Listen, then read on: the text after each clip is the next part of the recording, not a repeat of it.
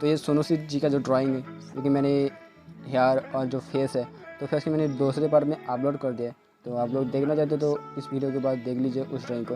मैं डिस्क्रिप्शन में और आई बटन में भी उसका दे दूँगी उस वीडियो को, ठीक है।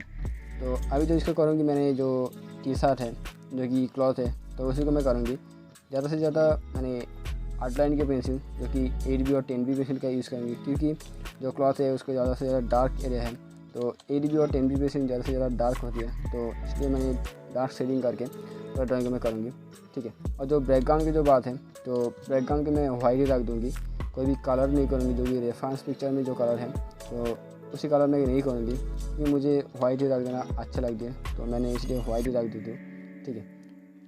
तो मुझे तो इस ड्राइंग को मुझे बहुत ही ज़्यादा अच्छा लगा। तो आप लोगों को कैसा लगा मुझे कमेंट करके ज़रूर बताइए, और वीडियो को लाइक ज़रूर कर देना, और चैनल को पहली बार है तो मेरे को सब्सक्राइब करके देना।